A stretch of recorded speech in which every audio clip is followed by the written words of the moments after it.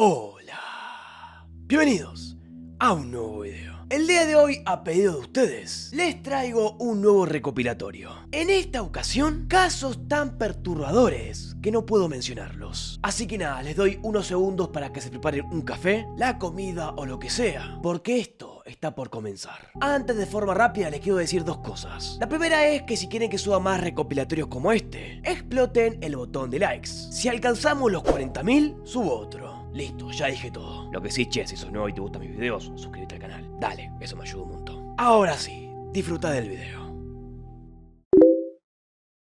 Para poder contarles lo que pasó, primero tengo que presentar a la víctima. Lacey Ellen Fletcher nació el 25 de noviembre de 1985 en la ciudad de Slaughter, en Luisiana, Estados Unidos. La misma era la única hija de Clay y Sheila Fletcher. La madre trabajaba como secretaria de la policía y de la corte de la ciudad. Su padre, por otra parte, era oficial de la mesa redonda de la guerra civil de Baton Rouge. Diversos testimonios señalaban que la joven era muy divertida, activa, inteligente y muy sociable. Algunos también mencionaron que Lacey fue una de las personas más dulces que jamás conocieron y la describieron como allegada y muy amable. La misma asistió a la escuela Brownsville Baptist Academy, donde formó parte del equipo de vóley femenino. Y acá es cuando empieza, digamos, a complicarse un poco las cosas para Lacey. Cuando la joven fue creciendo, esta seguía siendo muy infantil para los chicos de su edad. Por ejemplo, mientras a sus compañeras le interesaban el maquillaje, a ella le seguía encantando Disney. Esto, con el pasar de los años, digamos que se fue intensificando. Y más allá de los gustos, Lacey también se iba quedando atrás en la escuela. No podía llevar el hilo de sus compañeros, por lo que sus padres la sacaron de la escuela y la comenzaron a educar en su casa. Tiempo después de esto, a Lacey se le diagnosticó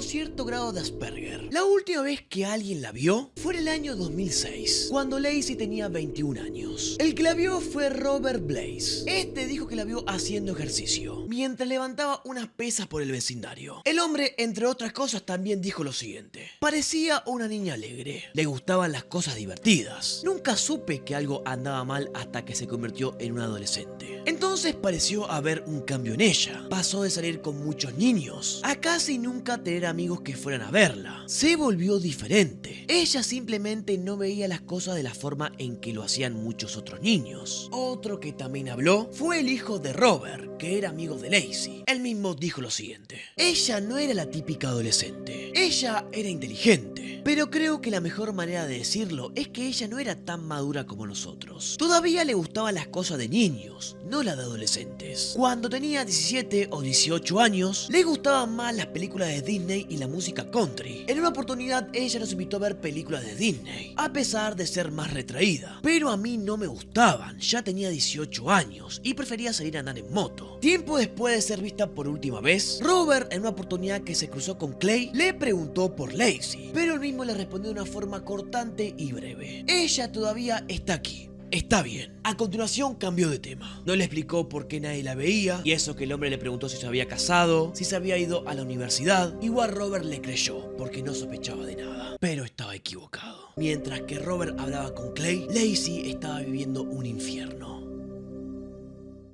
El 3 de febrero de 2022, a las 2 a.m., Sheila Fletcher llamó a emergencias para avisar que su hija había dejado de respirar. A los pocos minutos, los oficiales se presentaron en el lugar. Cuando entraron a la casa, notaron un terrible olor a putrefacción. Los mismos, igualmente, no estaban preparados para ver lo que había en la sala de esa casa. Porque sí, el hedor era nauseabundo, pero lo que estaban por ver era una escena sacada de una película de terror. Cuando ingresaron al living, pudieron ver que en el sillón de cuero se hallaba sin vida el cuerpo de Lacey Fletcher, sentada con las piernas cruzadas. La misma estuvo tanto tiempo ahí que su cuerpo en sí se había fusionado con el cuero del sillón. El cuerpo de Lacey, o mejor dicho, lo que quedaba de su cuerpo, en ese momento estaba semidesnudo. Solamente tenía una remera, la cual ni le cubría el pecho. Y ahora lo que les dije al comienzo: su cuerpo, además de estar fusionado con el sillón, estaba cubierto de materia fecal, orina, ampollas, gusanos que se alimentaban de su carne. Sus piernas estaban llenas de úlceras, las cuales estaban podridas casi hasta el hueso, por estar tanto tiempo ahí en la misma posición. Tanto tiempo, pero ¿cuánto estuvo ahí? ¿Quieren saber cuánto tiempo estuvo Lacey ahí en la misma posición? 12 años. Además de todo lo que les relaté recién, los exámenes forenses determinaron que Lacey estaba contagiada de COVID. Bueno, perfecto, ahora después de que les conté todo esto, seguramente están pensando que la madre mintió cuando llamó a la policía, porque parece que la chica llevaba mucho tiempo muerta ahí. No amigos, la madre no mintió. Lacey murió esa madrugada, por lo que la misma se estaba pudriendo en vida. Pero ¿qué sentido tiene esto, Julián? ¿Qué? ¿Sus padres obligaron a la chica que se siente ahí y que no se levante hasta la muerte? No. A ver, cuando los oficiales interrogaron a sus padres, confesaron que su hija sufría de síndrome de enclaustramiento, o sea, una condición neurológica que se trata, resumiendo, en una parálisis parcial o total del cuerpo. Igualmente, esta no afecta al resto del cerebro, por lo que Lacey estaba totalmente paralizada, pero estaba consciente de todo lo que pasaba. Este síndrome igualmente se puede tratar, y una persona que lo sufre puede llegar a tener una vida normal. Pero ¿qué pasó con Lacey? Sus padres simplemente decidieron no ayudarla. La dejaron en el sillón y que se arregle. La madre, cuando habló con la policía, dijo que ella a veces le limpiaba las ampollas. Cuidado, querida, que no se te caiga una uña. Se le estaba muriendo la hija y ella hacía un esfuerzo terrible para limpiar las ampollas. Más ayuda hubiese sido que la lleves a un médico. Pero bueno, parece que era mucho esfuerzo. Estas dos personas que están viendo en pantalla, desde que la misma se quedó paralizada, no la alimentaron, no la bañaron, no limpiaron sus necesidades, no la vistieron porque, como les comenté antes, la policía la encontró semidesnuda, ni siquiera la movieron. La misma estuvo tanto tiempo ahí que se fusionó con el sillón. No le dio siquiera un poco de lástima. O por lo menos, no sé, no les conmovió el olor a podrido. No les importó nada en lo absoluto. Lo mismo, la dejaron 12 años pudriéndose. Y ojalá que a lo mismo le hagan lo mismo. Y recuerden que la misma estaba consciente de todo. Ella vivió al 100% como sus padres la abandonaron. Ella lo único que pudo hacer al respecto fue mirar. Los padres por esto fueron arrestados, pero rápidamente fueron liberados tras pagar la fianza de $600.000, 300.000 cada uno. Igualmente, ambos fueron llevados a juicio, con los cargos de homicidio en segundo grado. En el mismo, las imágenes de Lacey fueron mostradas al jurado, y las mismas eran tan espantosas que hasta había médicos en la sala, por si alguien se descomponía. Todavía el juicio sigue en pie, por lo que los padres de Lacey todavía están en libertad. Si llegan a ser declarados culpables, ambos serán sentenciados a cadena perpetua, sin posibilidad de libertad condicional. Jessica Ridgway era una niña estadounidense de 10 años, la cual nació el 23 de enero del año 2002. La misma vivía en Westminster, Colorado, con su madre Sarah Ridgway. A Jessica siempre le encantó hacer el papel de animadora y camarera en su escuela, la primaria Witt. Además de esto, era una niña muy alegre y le encantaba el color púrpura. El día que fue secuestrada y asesinada, el 5 de octubre del año 2012, la misma partió de su casa para encontrarse con una amiga en un parque cercano y de ahí caminar juntas a la escuela. Pero lamentablemente nunca llegó al parque ni al colegio. Cuando los maestros intentaron llamar a la madre para preguntarle por qué faltó, no pudieron comunicarse por horas. Esto se debía a que se encontraba durmiendo, porque trabajaba de noche. Igualmente, cuando se enteró, fue rápidamente a la estación de policías e hizo la denuncia. Acá es cuando comienza la investigación. Los oficiales rápidamente comenzaron a buscar en los senderos, parques y lugares abiertos del área local, cerca de la casa de Jessica. También fueron de puerta en puerta y preguntaron a los residentes si habían visto a Jessica. Además de que llamaron por teléfono a más de 12.000 personas y se alertó a más de 400 empleados y padres de familia de la escuela de Jessica. La policía también solicitó a los residentes que se ofrecieran como voluntarios si querían ayudar en la búsqueda. Esto provocó que 200 lugareños ayuden a la policía. Y justo acá es cuando se encuentra la primera pista. 3 días después de la desaparición de Jessica, su mochila fue encontrada en Rock Creek, a 6 millas de la casa de Jessica. Con este descubrimiento, encontrar a Jessica se convirtió en la prioridad principal. Se publicaron múltiples fotografías y videos de la niña para ayudar al público a identificarla, y rápidamente la encontraron. Un miembro del equipo de búsqueda descubrió un cuerpo en Patrick Park Open Space alrededor de las 5 de la tarde. Este lugar estaba solo a 1 milla de la casa de Jessica. Sin embargo, el cuerpo apenas lo encontraron no fue identificado. Y ya van a saber por qué. 2 días después, mediante una conferencia de prensa, se anunció lo peor. El cuerpo era de la niña. Pero bueno, paremos un segundo para repasar todo. Ya hablamos de cómo desapareció la niña, cómo se realizó la investigación, cuándo y dónde apareció. Ahora, ¿qué pasó? ¿Quién fue? ¿Y por qué? Tranquilos, porque rápidamente se encontró al culpable. Bueno, En realidad se entregó. El 23 de octubre, la policía recibió una llamada de una señora llamada Mindy Sieg. La mujer le dijo a los oficiales que su hijo Austin Sieg, de 17 años, fue quien secuestró y mató a Jessica. Austin era estudiante en Community College. Igualmente, como dije, era, porque la había abandonado. Además de esto, tenía una extraña obsesión con la muerte. Antes de confesar, estaba, digamos, bajo el ojo de la tormenta, porque cuando los oficiales encontraron los restos de Jessica, junto a ella encontraron un pequeño collar con una cruz de madera, el cual una vecina reconoció cuando veía un reportaje, y le dijo a los oficiales que era de Austin. Esto hizo que la policía le tome una muestra de ADN al chico, lo cual lo puso muy mal y provoque que le confiese el asesinato a su madre y luego a la policía. El historial del chico, digamos que no era muy bueno. Para comenzar, Mindy, cuando Austin tenía 12 años, lo sorprendió viendo pornografía infantil. Por esto lo envió a terapia. El historial de búsqueda en su computadora mostró que había querido matar durante mucho tiempo. Había buscado recetas de cloroformo y los 10 mejores lugares donde secuestran a la gente. Y acá es cuando Sieg hace una segunda confesión. 4 meses antes, había intentado secuestrar a una mujer que se encontraba corriendo. A esta le metió un trapo con cloroformo debajo de la nariz, pero logró luchar con él y escapar. Fue entonces cuando el chico se dio cuenta que necesitaba una víctima más pequeña y débil. Entonces, mientras estaba cazando, como él lo describió, se encontró con Jessica en esa fatídica mañana. La niña fue secuestrada unos minutos después de salir por la puerta de su casa. Austin, en el momento ideal, la agarró, la metió en su jeep y la llevó a su casa. Cuando la metió al vehículo, le ató las manos y los pies y condujo 20 minutos mientras ella gritaba y hacía preguntas. Preguntas a las cuales respondía que todo iba a estar bien, claramente para que se tranquilice, pero que era mentira. La niña estaba tan asustada que hasta se orinó encima. Cuando llegaron a la casa, le cortó los lazos que la ataban, la sentó frente al televisor y la dejó viendo dibujitos. A continuación, la despojó de su ropa mojada y le hizo que se ponga una camiseta y pantalones cortos que tenía en su armario. Después de esto, la agredió sexualmente en varias ocasiones. La misma fue violada brutalmente y sufrió un dolor excesivo. Después de esto, le pidió que se alejara y la estranguló con bridas de plástico, pero este intento de matarla fracasó. Así que decidió meter la cabeza de Jessica a la fuerza en una tina llena de agua hirviendo. Esto con el objetivo de que deje de respirar. Y como acto final, Austin empujó una cruz dentro de sus genitales. Una vez muerta, desmembró su cuerpo en la bañera, metió los restos en bolsas de basura y los escondió en un cobertizo en el patio trasero. Luego, preso del pánico, porque la policía estaba utilizando perros rastreadores, sacó los restos del cobertizo, limpió el torso y lo tiró a un campo, y el resto de las partes, algunas las escondió en el sótano y otras las tiró por el inodoro. Por último, tiró la mochila en un lugar lejos para despistar a la policía. Pero después de que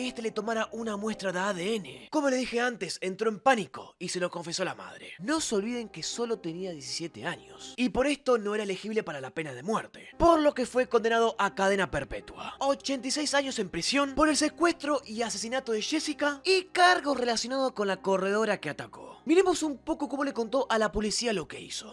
I used zip ties to zip tie her hands and legs together, and I drove her around for probably a good 10-20 minutes. I asked her if she had a cell phone. I would lie to her. I would tell her that everything was going to be okay, and I sat there and I stared at her, and I just remember absolutely blankness in my head, having no thoughts, no nothing. I had the intent of picking up any female that came across where I was. So you were out, for a better word, hunting? Yeah, that's the only word I could think of. And did you know Jessica? No. Had you ever seen her before? No, not at all. She was wrong place, wrong time. It was all random. It was. You didn't stop the neighborhood or go over to that neighborhood and was looking for her? Anytime that I would even see someone walking while I was out in one of those modes, my heart would just instantly start beating really fast, and I couldn't think straight. Conclusión. Una vez más queda demostrado que el mundo está lleno de enfermos. Enfermos los cuales quizás te están esperando en la puerta de tu casa. Por triste que suene, el mundo es así. El caso del día de hoy inicia el 6 de enero del año 2007. Una joven pareja planeó salir para cenar juntos y luego asistir a la fiesta de un amigo. El nombre nombre de la chica era Shannon Gale Christian y el del chico Hugh Christopher Newson. Los dos empezaban recién a salir. Chris tenía 23 años, este era un excelente beisbolista y un joven increíblemente popular. Además de esto, trabajaba como carpintero. Shannon, por su parte, tenía 21 años y era jugadora de golf. Además de esto, también estudiaba sociología en la Universidad de Tennessee. Cuestión, ya en la tarde-noche del 6 de enero, Shannon fue al apartamento de una amiga para prepararse. Chris se estaba retrasando, por lo que Shannon le dijo a su amiga que vaya a la fiesta sin ella, porque ella quería esperar a que Chris la buscara. Alrededor de las 8 p.m., su amiga se dirigió a la fiesta y Shannon, como les comenté, se quedó esperando a Chris. Pero por alguna razón, estos dos nunca llegaron a la fiesta. Los amigos de la joven pareja se preocuparon porque nunca llegaron, así que comenzaron a llamarlos y enviarles mensajes de texto, pero no obtuvieron respuestas. La preocupación creció a medida que fue pasando el tiempo. Alrededor de las 11 p.m., dos de los amigos de Chris fueron al apartamento donde Shannon se estuvo arreglando, y ahí encontraron la camioneta de Chris en el estacionamiento, pero no el todoterreno de Shannon, por lo que todo se tornó un poco extraño.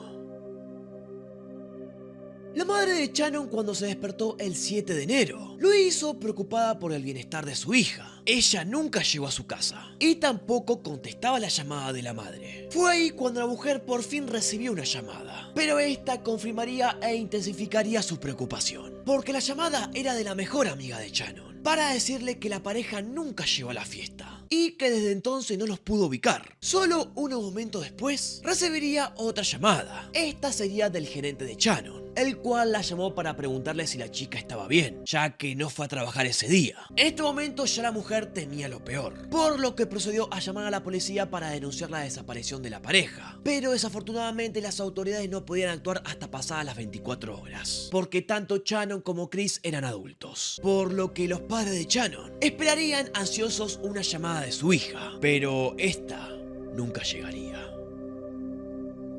Viendo que la policía todavía no podía actuar, los padres decidieron tomar cartas en el asunto, por lo que llamaron al proveedor de telefonía móvil de Shannon para pedirles ayuda. Este les informó que su teléfono había hecho ping en una torre telefónica de Cherry Street. Cherry Street justamente es un vecindario de alta criminalidad en la ciudad, por lo que la familia y los amigos se meterían en una zona bastante complicada. Y con complicada me refiero a que nadie entra si no es por una emergencia. Con eso ya creo que me entienden lo peligroso que es. Bueno, como les comenté, la familia y los amigos de la pareja se metieron ahí y buscaron en el área de la calle Cherry, donde encontrarían la camioneta de Shannon. Aunque cuando se acercaron, notaron cosas extrañas. Para comenzar, sabía que Shannon era muy cuidadosa con su camioneta, pero el suelo de esta se encontraba cubierto de barro. Y no solo eso, también el asiento se encontraba completamente empujado hacia atrás, hasta un punto en el que Shannon no habría podido alcanzar los pedales. La chica también guardaba fotografías de sus seres queridos en la camioneta, pero estas fotografías faltaban. Y también, entre otras cosas que faltaban, encontraron algo que les llamó la atención, algo inusual, un paquete de cigarrillos. ¿Y por qué digo inusual? Porque ni Shannon ni Chris fumaban. Este paquete fue entregado a la policía y esta logró encontrar evidencia de huellas dactilares, que los llevaría a la dirección calle Chimban 2316, dirección la cual estaba solo a unas cuadras de donde se encontró el vehículo de Shannon. Los investigadores identificaron a un hombre llamado Lemaricus Davidson como el propietario de la casa, y este era conocido como un ladrón de autos. Y acá es cuando el caso empieza a ponerse feo. El cuerpo de Chris fue encontrado cerca de unas vías del tren por un empleado del ferrocarril el 7 de enero. Su cuerpo estaba envuelto en una frazada y su cabeza estaba envuelta en una sudadera. A este lo amordazaron con sus propios calcetines, le ataron los tobillos con su propio cinturón y sus manos estaban aseguradas detrás de su espalda. Sus pies descalzos y embarrados indicaban que alguien lo había hecho caminar hasta el área donde lo encontraron muerto. Él mismo tenía múltiples heridas de bala, que daban a entender que fue un asesinato estilo ejecución. Además de esto, lo habían rociado con gasolina y prendido fuego. Ahora quiero que retrocedamos. Quiero que volvamos a cuando la amiga de Shannon dejó el complejo de apartamentos. Chris estaba en camino y logró llegar al apartamento donde Shannon lo estaba esperando. Estos dos, antes de ir a la fiesta, pasaron un tiempo juntos. Se quedaron hablando fuera de la cabina del conductor del auto de Shannon. abrazándose y besándose en el estacionamiento, sin saber que estaban siendo observados por una banda de ladrones de autos. En un abrir y cerrar de ojos, la pareja tenían pistolas apuntándoles en la cabeza. El objetivo de estos, claramente, la camioneta de Shannon. Cuando esto le estaban apuntando a la pareja, de repente un par de luces delanteras cruzaron el estacionamiento del apartamento, por lo que la banda de ladrones entró en pánico y con las armas todavía apuntándoles en la cabeza, empujaron a la pareja dentro de la camioneta y se fueron. Estos fueron llevados a punta de pistola a la casa de la calle Chipman, justo cerca de una planta de reciclaje y gestión de desechos. Las 5 personas involucradas en este crimen eran George Giovanni Thomas, Letavius Darnell Cobbins, Lemaricus Deval Davidson, Vanessa Lynn Coleman y Eric DeWayne Boyd. Lemaricus Davidson acababa de salir de prisión y estaba en libertad condicional por robo de autos. Y las otras personas que mencioné se estaban quedando con él en su casa. Los 5 fueron escritos como inestables y que sabía que causaban problemas. Lemaricus era pobre y frustrado con su falta de dinero, decidió robar un automóvil, por lo que a la noche partió con los otros 4 con ese plan. Y fue ahí cuando se encontraron con Chris y Shannon. Chris sería asesinado primero. A este lo violaron y lo golpearon gravemente. Y si esto les parece poco, a todos lo hicieron frente a Shannon, a la cual la obligaron a mirar. Después de esto llevaron a Chris a la vía del tren, y ahí es donde le quitarían la vida. Lemaricus alentó a George a que matara a Chris, por lo que le dispararía una bala en el cuello y luego en la espalda. Chris todavía estaba vivo en ese momento. Estaba paralizado tirado en el suelo, por lo que para prolongarle el sufrimiento, lo dejaron un momento, hasta que Lemaricus le disparó en la cabeza estilo ejecución. Si ya están sufriendo un disgusto serio y mucha rabia, les tengo que decir que la pandilla todavía no había llegado lejos. En un intento de ocultar la evidencia, estos envolvieron el cuerpo en una frazada, la rociaron con gasolina y la prendieron fuego. Pero bueno, esto más o menos se los conté antes. Ahora viene lo peor, lo que pasó con Shannon. Mientras Lemaricus y George estaban en las vías, Shannon se quedó con Vanessa Coleman. Cuando los 2 hombres regresaron del ferrocarril, la ataron y la golpearon salvajemente, destrozándola por completo. La pandilla mutiló los cuerpos de Chris y Shannon mientras estaban vivos. Hay muchos datos que no les puedo revelar porque son muy fuertes. Pero Shannon, entre otras cosas, sufrió lesiones cerebrales traumáticas, lesiones en su parte tanto adelante y atrás y la boca, debido a las repetidas agresiones sexuales. La pandilla, antes de matarla, en un esfuerzo por eliminar evidencia, le vertieron lejía en su garganta y también le frotaron el cuerpo con ella. Los atacantes en un comienzo le dijeron que si ella cumplía la dejarían ir, pero no fue así. La misma durante 24 horas fue torturada. Shannon fue golpeada y estrangulada hasta que ya no estuvo consciente, aunque todavía estaba viva. A lo último la ataron en posición fetal y fue ahí cuando Lemaricus la roció con lejía. Luego la envolvieron en 5 bolsas de basura, le colocaron una bolsa blanca sobre su cabeza y la tiraron en un bote de basura. La misma, además de estar envuelta en bolsas, todavía estaba atada, por lo que lentamente se sofocó hasta morir. Sus ojos estaban abiertos cuando ella murió y pronto encontrarían su cuerpo. Volviendo donde lo dejamos antes, la policía encontró ADN en un paquete de cigarrillos que estaba en el auto de Shannon, el cual condujo a la casa de la calle Chipman 2316. Los oficiales llegaron al lugar el 9 de enero. Cuando llegaron, la casa estaba desocupada y mientras miraban alrededor de la misma, encontraron el cuerpo de Shannon en el basurero de la cocina. Las 5 bolsas de basuras en las que Davidson la había envuelto estaban llenas de sus huellas, junto con su esperma. También en ese lugar encontraron todas las pertenencias que faltaban en el auto. Además de las bolsas, se encontró esperma de Davidson en los jeans y suéter de Shannon. También los oficiales encontraron casquillos de bala, que coincidían con las balas que mataron a Chris. El 11 de enero, los 5 acusados fueron arrestados y acusados de los asesinatos de Chris y Shannon. Eric Boyd fue declarado culpable de ser cómplice en un robo fatal de auto. Es el único sospechoso que no fue acusado de asesinato. Por esto fue sentenciado a un máximo de 18 años en una prisión federal. Letavius Cobbins fue declarado culpable de los asesinatos y sentenciado a cadena perpetua sin libertad condicional. Lemaricus Davidson fue condenado a muerte.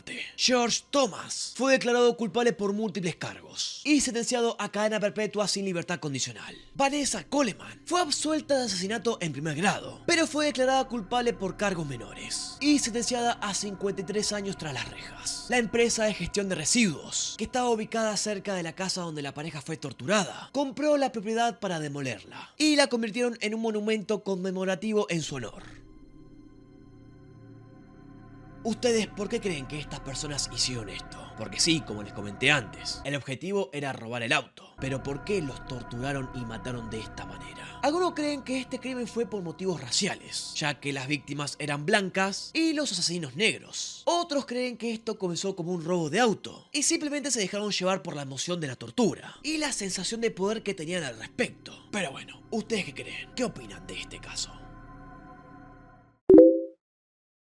Katherine Knight nació en 1955 y se crió en un ambiente desestructurado y muy disfuncional, en la localidad rural y ultraconservadora de Tenterfield, que queda ubicada en Nueva Gales del Sur, para ser precisos en Australia. Bueno, para comenzar su infancia no fue muy buena, porque para comenzar creció observando a su padre alcohólico pegar y violar a su madre más de 10 veces por día, pero para suerte de ella murió mucho antes que pueda tocarla, cuando ella tenía solo 4 años. Sin embargo, esto no la libró de los abusos de otros familiares, siendo su propia madre quien la instruyó en el sexo, explicándole cómo aguantar y no quejarse. Ok, cuando Katherine cumplió 11 años, los servicios sociales corroboraron los abusos y asignaron la custodia de Katherine, su hermana y sus hermanos a su bisabuela y a su tío, siendo este último un reconocido jinete de caballos. Ok, su tío se convirtió en su persona de confianza, también en su gran soporte y en su gran amigo, y por estas cosas que le mencioné quedó muy devastada, porque un día decidió suicidarse.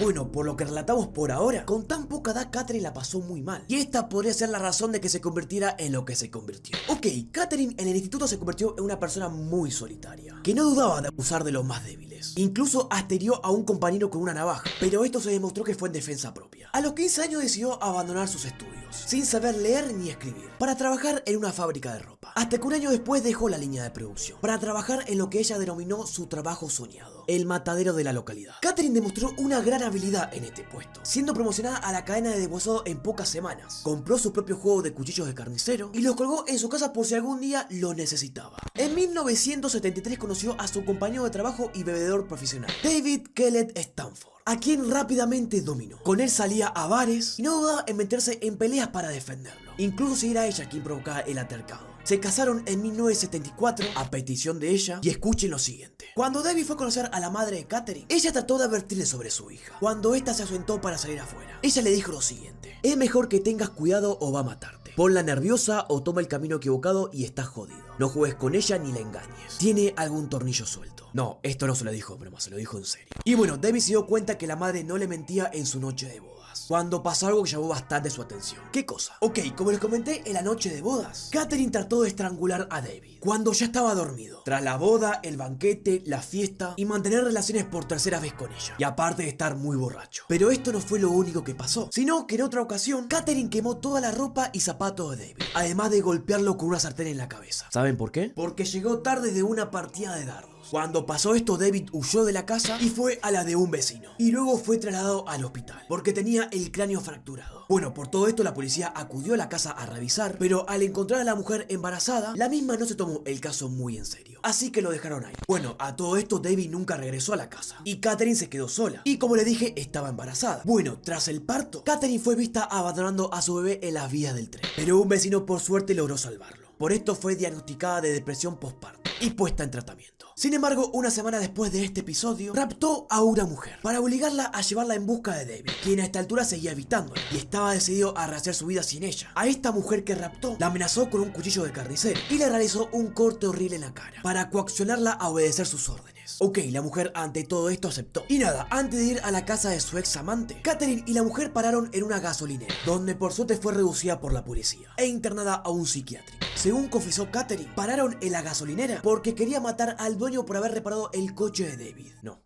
increíble. Bueno, después de todo esto pasaron algunos años. Katherine logró recuperarse en el psiquiátrico. Bueno, eso parecía. Y fue puesta en libertad. Y bueno, tuvo nuevas parejas, nuevos embarazos e hijos, algún triángulo amoroso, pero lo más importante, los arranques violentos no se volvieron a producir. Al menos no de la forma que antes relatamos. A todo esto recuperó su trabajo en el matadero y decoró su casa con herramientas de granja y cuchillos, así como también con un gran número de pieles, cuernos y cráneos de animales, cubriendo paredes y techos. Bueno, cada uno con su gusto. Y bueno, en 1990 abandonó a su último novio por su amante, John Price, que era padre de 3 hijos. Ok, con John la relación era hermosa. Todo era color de rosa, excepto por las continuas discusiones. Aún así, la relación continuó con altibajos hasta 1998. Cuando después que John se negase a casarse con ella, envió un video muy prometedor a su jefe, logrando que lo despidieran después de 17 años de servicio. Por suerte, John después de un tiempo encontró otro trabajo y también volvió con Catherine después de unos meses separados. Gran equivocación.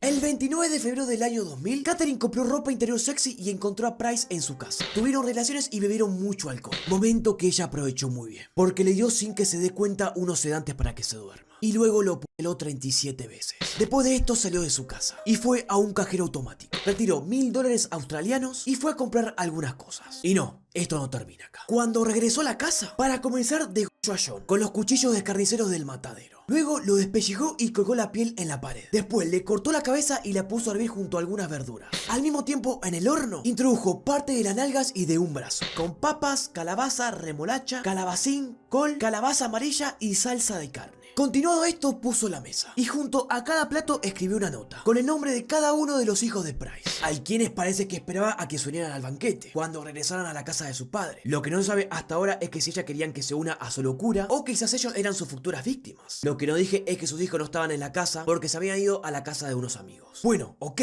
¿cómo siguió todo esto? Bueno, en la mañana siguiente, un vecino observó el coche de Price en la puerta de la casa, porque Price en ese momento debería estar trabajando. Y era muy extraño que John falte al trabajo, porque se lo tomaba muy en serio, pero sin embargo no le dio mucha más importancia. No le dio más importancia hasta que un compañero de trabajo de John apareció ahí. El compañero apareció porque el jefe lo llamó a John y como es obvio no respondió al teléfono, y como le dije que falta el trabajo, no responde al trabajo, era muy raro de John. Así que mandó al compañero a que se pase por la casa. Bueno, al llegar a la puerta, el vecino y el compañero de John observaron a través de una ventana que en el piso había sangre. Así que procedieron a llamar a la policía. Y sí, amigos, el escenario que encontró la policía fue brutal. Al día de hoy hay una sola foto de la escena del crimen, que obviamente no se las puedo mostrar, pero muestra cómo todo estaba lleno de sangre y también lleno de pedazos de lo que quedaba de John. También, como les comenté, la piel de John estaba colgada en la pared. En el patio trasero los oficiales encontraron restos de comida que, según cree la policía, debían de ser las horas de su cena, obviamente elaboradas a partir del cadáver de Price. Y bueno, a todo esto Catherine se encontraba en su habitación. La policía trató de hablar con ella, pero se encontraba en shock, así que fue reducida y atendida por los paramédicos y trasladada al hospital. Más tarde la misma declararía que no recordaba nada de lo ocurrido. Y nada, fue juzgada y condenada por el Tribunal Supremo de Nueva Gales del Sur en 2001, convirtiéndose en la primera mujer en la historia de Australia en ser condenada a cadena perpetua. Y sí, no es para menos. En 2006 Catherine apeló la cadena perpetua, pero fue rechazada. Y nada, amigos, ese fue el caso de Catherine Knight. ¿Qué les pareció? Como les dije al comienzo, es un caso muy fuerte. Pero nada, ahora quiero saber qué opinan ustedes. Quiero que me comenten todo lo que opinan en la caja de comentarios. A mí la verdad que no me entra en la cabeza cómo una persona puede llegar a hacer eso. ¿Cómo le da para hacerlo? A mí me da hasta cosa matar a una hormiga. No puedo llegar a entender esto. Pero bueno, como le digo siempre, el mundo está lleno de psicópatas. Ok, de la mejor forma que puedo comenzar este caso es presentando a la víctima. Arely Naomi nació el 4 de octubre de 2018 en San José, California. Su madre, Claudia, la describió como una niña muy feliz y alegre, aunque al comienzo le costaba mucho hacer las cosas sola, como por ejemplo comer, caminar y hablar. Según Claudia, ella era muy feliz con la pequeña y la amaba con todo su corazón, pero ante el primer problema no lo demostró. Cuando Arely tenía 3 años, comenzó a llorar intensamente todas las noches. Esta se dormía de forma normal, pero siempre en la madrugada. Se levantaba llorando y gritando fuerte. Claudia por esto comenzó a pensar que algo malo estaba pasando con su hija, por lo que le contó a su familia. Su padre y su hermano, cuando escucharon lo que estaba pasando, consideraron que la misma tenía algo maligno dentro. Estos llegaron a esa conclusión de que la pequeña estaba poseída por un demonio, porque eran muy religiosos. Toda la familia de Claudia lo era, por lo que cuando se instaló la teoría de que lo que le estaba pasando a Arely era algo paranormal, todos coincidieron en llevarla a una iglesia para solucionar el problema. Pero no a cualquier iglesia, sino que a una que estaba a cargo de René Trigueros Hernández, justamente el padre de Claudia y abuelo de Arely. Esta pequeña iglesia se encontraba ubicada en San José, California, mismo lugar donde vivía Claudia con Arely. Así que la mañana del 22 de septiembre de 2021 comenzó el trabajo del Señor. Para comenzar, Claudia, antes de llevar a Arely a la iglesia, no le dio de comer por varias horas, casi por 24. Esto lo hizo con el objetivo de que el demonio, al momento del exorcismo, este débil. Ya en el lugar, le amarraron el cuello, pies y manos. Le presionaron muy fuerte la panza para que el demonio salga y al mismo tiempo rezaban. La idea de apretarle la panza era para que Arely vomite, para de esa manera expulse el espíritu maligno.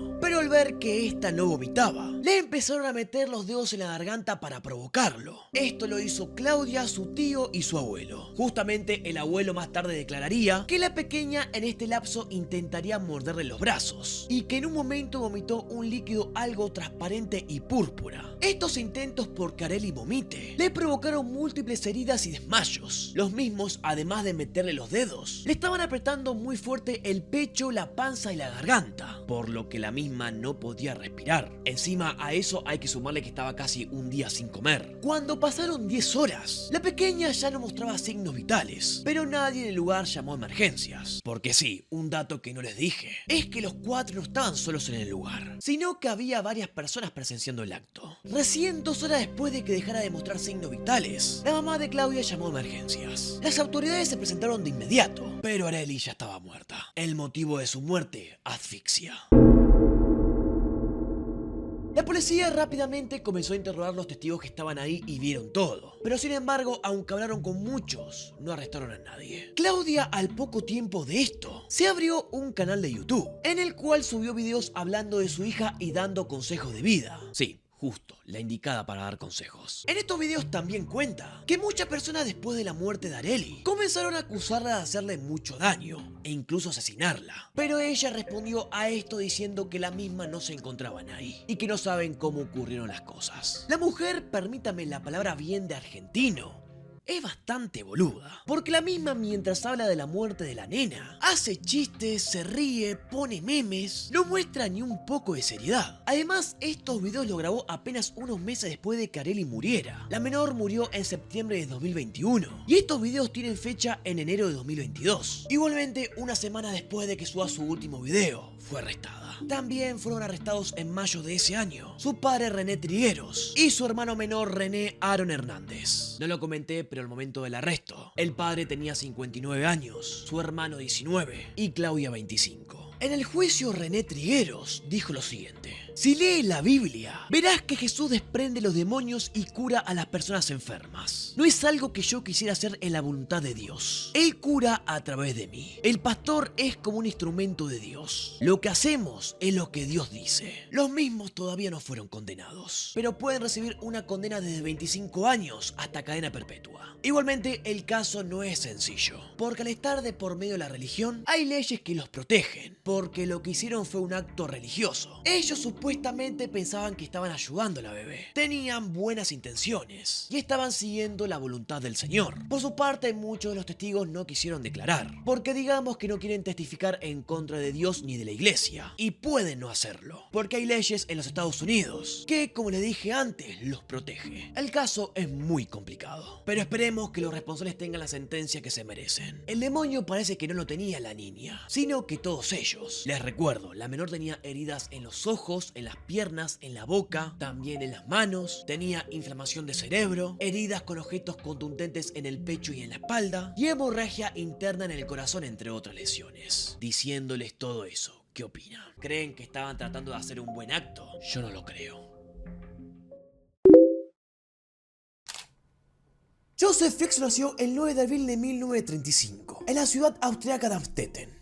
Ya de niño le tocó vivir cosas muy complicadas, como por ejemplo ver a su padre marcharse hasta la frontera con Rusia para luchar durante la Segunda Guerra Mundial antes de ser apresado por el bando soviético, además de ver cómo su madre era detenida por discrepancias con el régimen, dejándolo solo y en un orfanato por meses. Pero esto no fue lo peor que le hizo, porque cuando terminó la guerra, se volvió más irritable que nunca, maltratando e insultando constantemente a su hijo. Según el propio Joseph, cuando charlaba con su psiquiatra en 2008, la madre le dijo una vez que lo tuvo solamente para comprobarle a su marido que no era estéril. Y, a ver, imagínate que tu mamá te diga eso. Y con todo esto, también le prohibía tener amigos. Bueno, ok, los años fueron pasando y Joseph cumplió 15 años. A esta edad se rebela contra su madre, se enfrenta a ella y empieza a cambiar su comportamiento social. Todos estos años de combinada de extrañas normas sociales, convirtió la adolescencia del joven en la de un asocial. Poco a poco, este se convirtió en un mirón, al que le gustaba asomarse a la ventana de los vecinos y escuchar mientras tenían relaciones. Un par de años después, antes de cumplir la mayoría de edad, Joseph se marcha a Linz, una ciudad austriaca industrial, que quedaba a varios kilómetros de donde vivía. Este justo acababa de terminar sus estudios en ingeniería y era la ciudad propicia para encontrar empleo. Ahí conoció a su mujer Rosemary, cuando esta tenía apenas 16 años. Consiguió un empleo y empezó a formar su familia. Tuvo 2 hijas y un hijo al poco tiempo de contraer matrimonio, y rápidamente se convirtió en un miembro respetable de la sociedad. Pero todo esto lo tiró a la basura en el año 1967, cuando vio a una madre joven que salía del trabajo. A esta la persiguió hasta su casa, donde esperó hasta que se hiciera de noche. Cuando oscureció y todo el barrio se quedó dormido, forzó la entrada de la propiedad y entró a la habitación de la mujer donde se encontraba dormida, junto a la cuna donde también descansaba su bebé. Y ahí, apenas 1 metro de la criatura, la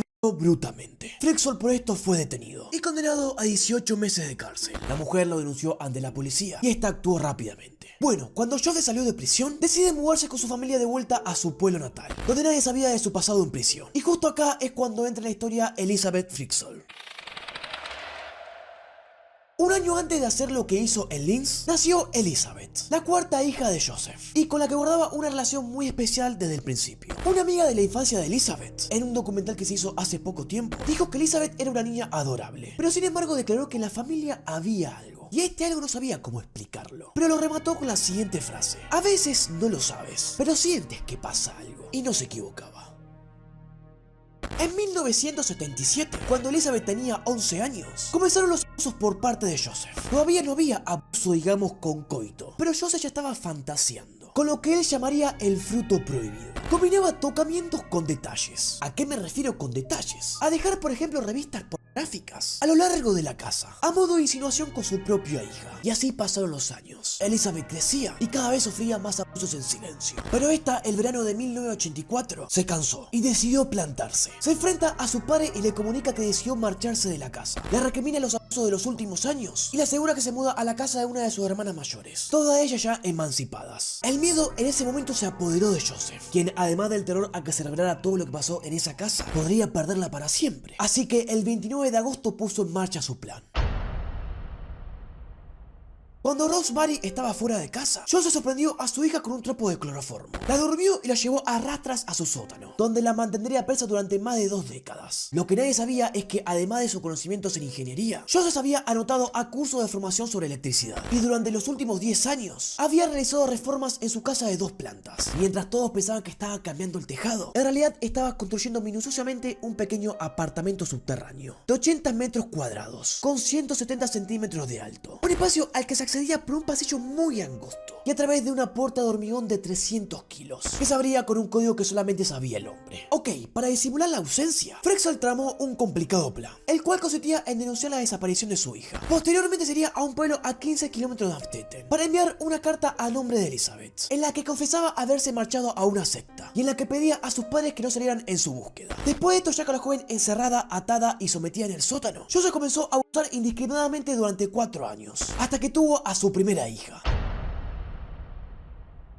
Kirsty nació en 1988 y la siguió Stephen solo un año después. Ambos llegaron al mundo en el propio sótano, sin ayuda médica y solo por los propios medios que disponía la joven para atenderse a sí misma. Solo contaba con unas tijeras y unas toallas. Los abusos no cesaron mientras Joseph mantenía una estricta presión sobre su segunda familia. Este les instaló una televisión para que puedan tener una noción sobre el mundo real mientras se criaban en el sótano, les enseñaba fotografías de personas cenando en restaurantes y los castigaba cortándole la luz durante días o negándole la comida. En 1992 nace Lisa, la tercera hija fruto de los abusos. Esta nace con una enfermedad que le afecta al corazón, por lo cual era imposible que pase su infancia en el sótano, por lo cual Joseph puso en marcha un nuevo plan. Este dejó a Lisa en una cuna abandonada, en la misma calle donde reside la familia, junto a una supuesta nota de Elizabeth, donde pedía que se hagan cargo de la criatura, por su dura enfermedad. Así, de esta manera, Joseph fue capaz de criar a la pequeña, al margen de sus 2 hermanas en la parte de arriba. Esta jugada la repitió con Mónica, que nació al año siguiente. No obstante, las complicaciones llegaron con Alexander y Michael, 2 gemelos que nacieron en 1996. Michael llegó al mundo con una complicada enfermedad, la cual no pudo superar, falleciendo en apenas 2 días. La solución de Joseph a esto fue incinerarlo en el horno de la casa. Y así, de esta manera, Alexander como Mónica pasaron a vivir junto a Lisa y sus abuelos. Sí, aunque no crean, puso en marcha el plan 3 veces. Y a Rosemary nada le pareció extraño. Sí, a los vecinos, porque a esto les parecía extraño que Elizabeth le deje 3 hijos en la puerta de la casa, después de rechazarlos para siempre en una carta. Pero bueno, el tiempo siguió pasando. Félix fue el último en nacer, y como sus hermanos más mayores, le tocó pasar su infancia en el sótano. Los dos hermanos mayores, Curtin y Stephen, sufrían de enfermedades constantemente, producto de lo delicado que era su sistema inmunológico. Ambos pasaron hasta 19 años en un cuarto de 18 metros cuadrados, escondido detrás de una estantería y sin recibir luz solar. Sus cuerpos eran muy débiles, y el de Curtis se resintió hasta tal punto que comenzó a dar señales de un fallo multiorgánico. Elizabeth, aterrada por esto, le pidió a Joseph que la llevara a un hospital. Este accedió, pero Elizabeth le tendió una trampa, y es que le escondió a Curtin en los pantalones una nota de auxilio. Cuando los médicos indujeron a Curtin en un coma, encontraron el mensaje entre la ropa y alertaron a las autoridades, que emprendieron la búsqueda de la joven, desaparecida desde el año 1984. Era ya 2008 y Elizabeth, si estaba viva, debía tener unos 42 años. La noticia saltó en los telediarios. Hasta la propia Elizabeth lo vio en el televisor que tenía en el sótano. Joseph igual no se había enterado de nada, así que Elizabeth le pidió al padre que la dejara ir al médico. Pero en esta ocasión era porque ella misma necesitaba atención médica. Joseph, cegado por la confianza, accedió. Y ahí fue donde Elizabeth le relató a la policía todo lo que pasó con su padre. Los agentes no tardaron en detener a Joseph, que confesó los crímenes y liberó a los 3 hijos encerrados en el sótano. Y de esta manera pudieron reunirse con sus hermanos por primera vez. Hermanos que habían vivido los últimos 15 años en el piso de arriba. Y después de una evaluación psiquiátrica, la fiscalía decidió imputar finalmente a Fritzl por los delitos de violación, esclavitud, incesto, homicidio y secuestro. En el mes de marzo del año 2009, el sospechoso se declaró culpable de todos los cargos. Y de esta manera Joseph fue condenado a cadena perpetua y a someterse a vigilancia psiquiátrica constante. Más de 10 años después, este pertenece en una cárcel a las afueras de Viena. Vive en una celda de 11 metros cuadrados, con una ventana y con televisión por cable. Además se encuentra aislado y trabaja cada día fregando los platos del todo el centro penitenciario. El hombre fue entrevistado en el año 2010. El periodista en cuestión le preguntó si estaba arrepentido de lo que hizo. Y él respondió lo siguiente: de eso prefiero no decir nada. Lo que había entre Elizabeth y yo era amor. Esto lo dijo desde su celda. Además de lo siguiente: solo quiero salir de aquí para cuidar a mi mujer, Rosemary. Pero le he escrito 8 cartas y no me ha contestado ninguna. ¿Será que ya no me quiere? Bueno amigos, con ese caso me parece genial terminar con el video. Espero que este recopilatorio les haya gustado. Para comenzar, si llegaste hasta acá, tenés que comentar la frase "quiero un recopilatorio de 1 hora". Quiero ver cuántos fieles llegaron hasta acá. Ahora, como siempre les digo, si les gustó, les invito a dejarme un buen me gusta. Además, suscribirse al canal y activar la campanita de notificaciones. Por acá les dejo mi Twitter, mi Twitch y mi Instagram. También se la dejo en la descripción de este video. Así que nada más, gente. Mi nombre es Juan, me despido y nos vemos en el próximo video. Chao. Flow like water, so I'm going mainstream.